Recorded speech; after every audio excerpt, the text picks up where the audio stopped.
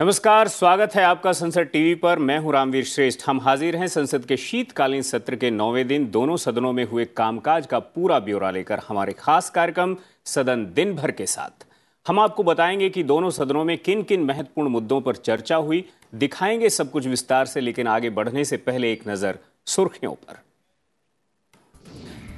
राज्यसभा सभापति जगदीप धनखड़ ने सदन की कार्यवाही में व्यवधान पर जताई नाराजगी। कहा, नियमों के अनुकूल होने पर ही नोटिस पर करेंगे विचार। केवल असाधारण स्थितियों में ही नियम 267 के इस्तेमाल पर दिया जोर। समुद्री जल दस्युता रोधी विधेयक 2019 को लोकसभा की मंजूरी। विदेश मंत्री एस जयशंकर ने दिया चर्चा का जवाब। कहा, विधेयक में अपराध की गंभीरता के आधार पर समुद्री लूटपाट के मामले में उम्र कैद से लेकर मृत्यु दंड तक के प्रावधान।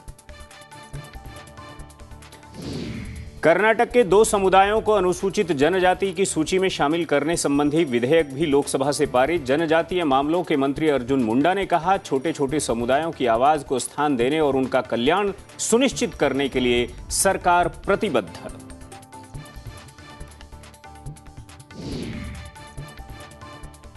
और सदन दिन भर में सबसे पहले बात लोकसभा से।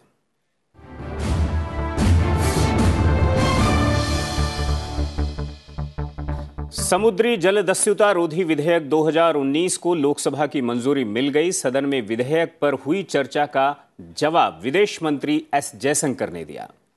विपक्षी सदस्यों की आशंकाओं को खारिज करते हुए विदेश मंत्री एस जयशंकर ने कहा कि समुद्री लूटपाट के मामले में विधेयक में उम्र कैद से लेकर मृत्यु दंड तक के प्रावधान हैं, जो अपराध की गंभीरता को देखते हुए संबंधित अदालतें तय करेंगी। उन्होंने ये भी कहा कि देश में किसी भी सरकार ने और किसी भी प्रधानमंत्री ने तमिल मछुआरों की दुर्दशा पर ध्यान दिया है तो प्रधानमंत्री नरेंद्र मोदी की और उनकी सरकार ने दिया है। I want to assure the House Speaker, sir, through you, that the concern that there will be a mandatory death sentence is no longer relevant in view of the government amendment, which actually provides for death or life imprisonment depending on the nature of the circumstances. This is in keeping with the Supreme Court pronouncement, which many honorable members also raised in their remark, which is that death should be rarest of the rare. So that flexibility is there in the amendment to the bill. We have also kept in mind that extradition, many countries will not extradite if there is a death penalty. So that flexibility is also something, and some of the other members also mentioned that in their remarks. इससे पहले समुद्री जल दस्युता रोधी विधेयक 2019 पर हुई चर्चा को कांग्रेस के अधीर रंजन चौधरी ने आगे बढ़ाया और उन्होंने विधेयक पर अपने विचार रखे। I am certainly supporting this bill, but the fact is that there are 2-3 caveats are there, because rarest of the rare cases has not been properly mentioned. Whether it has been wiped out, it has been abolished or not, that is not clear from this bill. Because here you have mentioned that life imprisonment, death, both have been mentioned. So still some sorts of ambiguity. चीन के प्रति भारत का रुख उदासीन होने के कांग्रेस के आरोपों को सिरे से खारिज करते हुए विदेश मंत्री एस जयशंकर ने कहा कि राजनीतिक मतभेद और आलोचनाओं में कोई दिक्कत नहीं है, लेकिन किसी को प्रत्यक्ष या परोक्ष रूप से अपने जवानों की आलोचना नहीं करनी चाहिए। I want to say something, sir. If we were indifferent to China, who sent the Indian army to the borders to defend us? If we were indifferent to China, why are we today pressing China on disengagement and de-escalation? Why are we saying publicly that our ties are not normal? So we have no problem if there is political differences, if there is even political criticism. I have heard sometimes that my own understanding needs to be deepened. When I see who is giving the advice, I can only bow in respect. But I think we should not directly or indirectly criticize our Jawans. Yeah. When our Jawans, sir, are standing, please, sir, our Jawans are standing, sir, in Yangtze, in Yangtze at 13,000 feet. Yeah. At 13,000 feet, they are standing there defending our border. They do not they do not deserve to have the word pitai. The word pitai should not be used for our Jawans. Sir, our Jawans are standing their ground. Please. So they should be respected, they should be honored, they should be appreciated. संविधान अनुसूचित जनजातियां आदेश चौथा संशोधन विधेयक 2022 भी लोकसभा से पारित हो गया। चर्चा का जवाब देते हुए जनजातीय कार्य मंत्री अर्जुन मुंडा ने कहा कि दुनिया को यह पता चलना चाहिए कि भारत हर व्यक्ति को बराबरी से देखता है। इस विधेयक के जरिए कर्नाटक के काडू कुरुबा और बेट्टा कुरुबा समुदायों को अनुसूचित जनजाति की सूची में शामिल करने का प्रस्ताव है। जनजातीय मामलों के मंत्री अर्जुन मुंडा ने कहा कि दबे कुचले सुदूरवर्ती वर्गों की आवाज पर पहले ध्यान नहीं दिया गया क्योंकि नीलगिरी पर्वत की आवाज दिल्ली तक पहुंचे उसे सुनने और उसके स्पंदन को समझने के लिए प्रधानमंत्री नरेंद्र मोदी जैसा व्यक्ति होना चाहिए। न्याय के तराजू में बराबरी के साथ लोकतांत्रिक मूल्यों के आधार पर आगे बढ़ने का अवसर मिले, ये भारत के लोकतंत्र का एक सबसे बड़ी ताकत है। वैसे राष्ट्र का नेतृत्व जब नरेंद्र भाई मोदी करते हैं तो इस बात को सुनिश्चित किया जाता है कि ऐसे जो दबे कुचले सुदूरवर्ती क्षेत्र में जहां की आवाज यहां तक नहीं पहुंचती है, दिल्ली की अपनी आवाज है, उन नीलगिरी पहाड़ से कैसे आवाज यहां तक पहुंचेगी? उसको सुनने के लिए दिल की आवाज होनी चाहिए कि उसको सुनाई दे। और वो ऐसे स्पंदन को समझने वाला देश का पहला प्रधानमंत्री मैं समझता हूं कि नरेंद्र भाई मोदी है। इससे पहले विधेयक पर चर्चा के दौरान कांग्रेस, टीएमसी सहित विभिन्न दलों के सदस्यों ने देश के विभिन्न क्षेत्रों के कई समुदायों को अनुसूचित जनजाति की श्रेणी में शामिल करने के लिए एक समग्र विधेयक लाने और इन समुदायों के कल्याण के लिए बजट आवंटन बढ़ाने की मांग की। The crime against scheduled tribe communities increased by 6.4% to 8.80 2021, according to the National Crime Record Bureau. At the end of 2021, 12,159 cases of atrocities against ST, including those from year before, were still under the investigation. The conviction rate for scheduled tribes under the Scheduled Tribes POA Act, along with the Indian Penal Code, was at 28.1%. At the end of 2021, 95.4% cases of atrocity against STs. They were STs, their father, grandfather were given ST certificate. Now their children are not being given ST certificate. Though CRCL has recommended to give ST certificate, they are facing a lot of difficulties. Now that also I request our Arjun Mundaji through Arjun Mundaji to send the recommendation. The people should not suffer in spite of government orders. A lot of people are suffering from such injustice. Finally, on 28th February 2024, Government of West Bengal had sent the proposal of the central government for inclusion of 11 tribal communities, namely Khash, Rai, Bhujial, Jogi, Newar, Mangar, Thami, Sunwar, Mukhia, Gurung, Dewan, Dimal, which has already been acknowledged by the Ministry of State for Tribal Affairs in his reply on 14/12/2022 in Rajya Sabha on a answered question. Thank you. So, till date, the action has not been taken. I would also request Honorable Minister to consider the request of our Chief Minister Naveen Patnaik ji for over 160 proposals recommended by the government for inclusion in the scheduled tribe list of Odisha. Since 1978, the state government has recommended more than 160 communities of the state to the central government for their inclusion in the ST list of the state with approval of the Tribes Advisory Council. Her state में अलग अलग आरक्षण दिया जाता है, तो एक standardise क्यों ना हो? तो जो मंत्री जी महोदय ने हर राज्य से लाया था, अभी हिमाचल का लाया, कर्नाटक का लाया, तमिलनाडु का लाया, तो वैसे इस देश के लिए क्यों ना एक कॉम्प्रिहेंसिव बिल लाया जाए और उसके साथ महाराष्ट्र के बारे में क्यों ना सोचा जाए। निरसन और संशोधन विधेयक 2022 लोकसभा में पेश किया गया, जिसके माध्यम से 60 पुराने और अप्रचलित कानूनों को निरस्त करने का प्रावधान किया गया है, जिसमें एक कानून 137 साल पुराना है। विधि एवं न्याय मंत्री किरेन रिजिजू ने यह विधेयक पेश किया। इस विधेयक के जरिए भूमि अधिग्रहण खनन अधिनियम 1885 को भी निरस्त करने का प्रस्ताव किया गया है।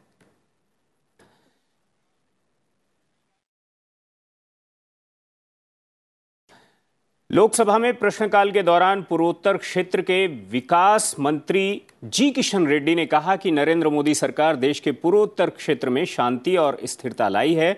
उन्होंने कहा कि ये सरकार पूर्वोत्तर को विकास के मार्ग पर ले जा रही है। Financial assistance provide by the state and unit समग्र शिक्षा एजुकेशन के बारे में financial up to 2000 per annum हम रेगुलरली दे रहे हैं। उसके साथ साथ जो 177 रेजिडेंशियल स्कूल्स नॉर्थ ईस्ट के नया सैंक्शन किया है भारत सरकार, 177 रेजिडेंशियल स्कूल्स, उसमें 166 स्कूल्स सक्सेसफुली ऑपरेशन हो रहे हैं एजुकेशन के। अभी मैं गौरव के साथ बता सकता हूं, मोदी जी के राज्य में नॉर्थ ईस्ट में एक पॉलिटिकल स्टेबिलिटी लिया है। अभी पूरे लोग इन्वेस्टमेंट के लिए तैयार है। वित्त मंत्री निर्मला सीतारमण ने प्रश्नकाल के दौरान कहा कि लोन राइट ऑफ करने के बाद भी लेनदारों से रकम वापस लेने की प्रक्रिया चलती रहती है और ऐसे लेनदार जिनका लोन राइट ऑफ किया गया है उनसे पिछले 5 सालों में 1 लाख करोड़ रुपए से ज्यादा की वसूली हो चुकी है। If, for instance, the bank depositors desperately need the money and they're small depositors, we need to give them. And we approach the court. We have, in this case, I can say, particularly we have, saying, could you please release a portion of what was attached by the agencies which went to enforce it? The courts wouldn't allow you to detach that element or that portion for giving relief for particular bank depositors. So unfortunately, I agree with the Honorable MP, the processes are so layered. By the time justice is sought to be delivered, many of these small depositors are put to extreme difficulty. There is definitely a need to look at how we can simplify the process without denying justice. Lok Sabha में शून्यकाल के दौरान सदस्यों ने जनहित से जुड़े महत्वपूर्ण मुद्दे भी उठाए। इस हालत में देख सर, हम चाहते हैं कि ये जम्मू कश्मीर की जो मसला है सर, इस मुद्दे को लेकर सदन में एक विस्तार से चर्चा हो और सर इस तरीके की फौजियों की गलती से बेगुनाह लोगों की जान गई आज पेपर में निकाली है। कमल कुमार, सुरेंद्र कुमार, अनिल राजौरी में सर, तो इस विषय को लेकर सर सरकार एक बयान तो कम से कम दे। सर सरकार को एक बयान देना जरूरी है सर। ये जाना चाहिए क्या श्रीनगर के मुजाफात में जो कोई 10 दर्जन पर सीमेंट फैक्ट्रीज और लाइमस्टोन माइनिंग का मामला है, क्या वहाँ का डस्ट पोल्यूशन वगैरह उसका क्या रोल है इसमें और क्या उपाय किए जाएंगे ताकि वो रोका जाए। और दूसरी बात यह है जनाब, बड़ा अहम बन जाता है जनाब अर्ली डिटेक्शन। श्रीनगर में जो डायग्नोस्टिक फैसिलिटीज़ है वो कम है। एक पेट स्कैन है 1 करोड़ लोगों के लिए। मेरी ये गुजारिश होगी कि डिस्ट्रिक्ट अस्पताल अन्नाग में एक पेट स्कैन और MRI लगाया जाए ताकि अर्ली डिटेक्शन हो। वक्त ब्रेक का है। ब्रेक के बाद बात होगी राज्यसभा की।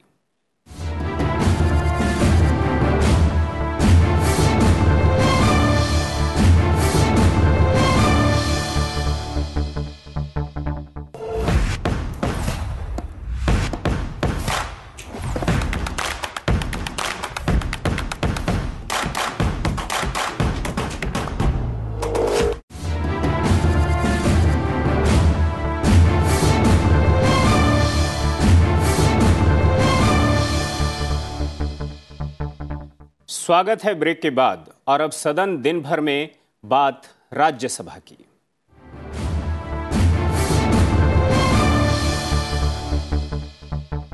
सुबह 11 बजे उच्च सदन की कार्यवाही शुरू होने पर सभापति जगदीप धनखड़ ने आवश्यक दस्तावेज सभा पटल पर रखवाए। उन्होंने कहा कि 9 सदस्यों ने विभिन्न मुद्दों पर चर्चा के लिए नियम 267 के तहत नोटिस दिए हैं, लेकिन इनमें से कोई भी नोटिस नियमों के अनुरूप नहीं है। सभापति ने कहा कि वो पहले भी सदस्यों को इस बारे में समझा चुके हैं कि इस नियम के तहत नोटिस देने के लिए किन शर्तों का पूरा किया जाना जरूरी है, लेकिन बार बार नियमों के बारे में बताने पर भी सदस्य अपने नोटिस में इसका उल्लेख नहीं कर रहे हैं।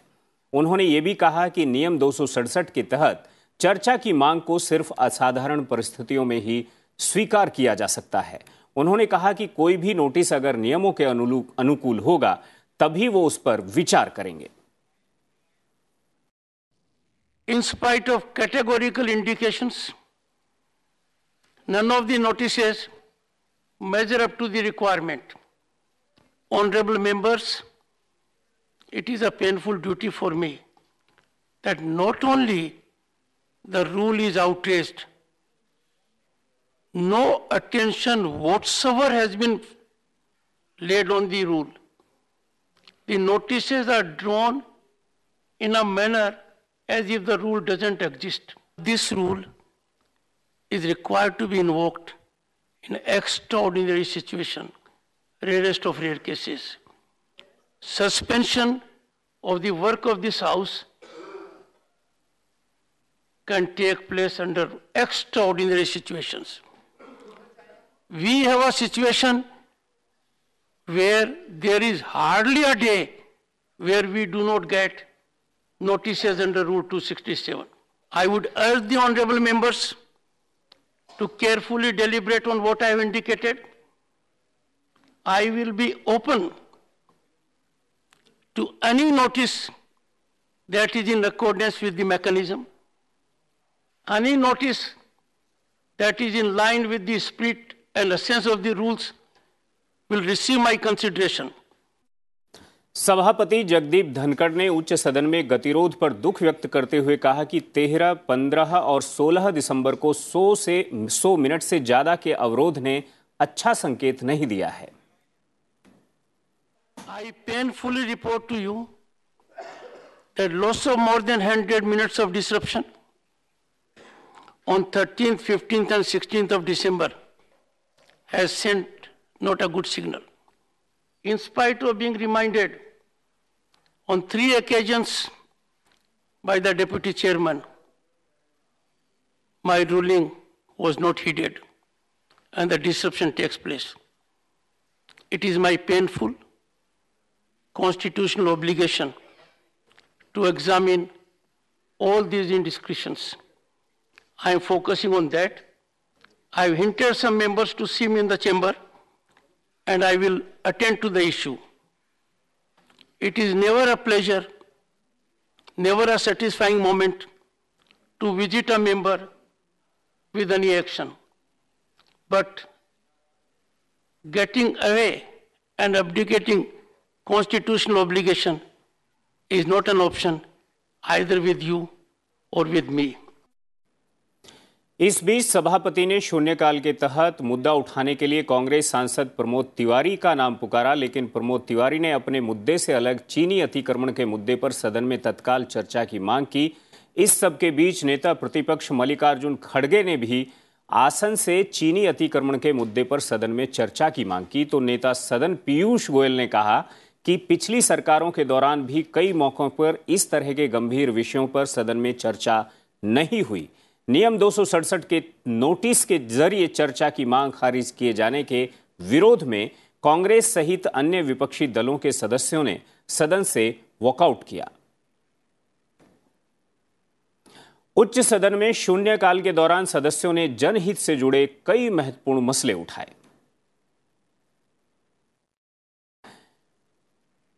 बीजेपी सांसद सुशील कुमार मोदी ने समलैंगिक विवाह को कानूनी मान्यता नहीं देने की मांग उठाई, तो आम आदमी पार्टी के संत बलबीर सिंह ने कहा कि विभिन्न फसलों को न्यूनतम समर्थन मूल्य के दायरे में लाया जाना चाहिए।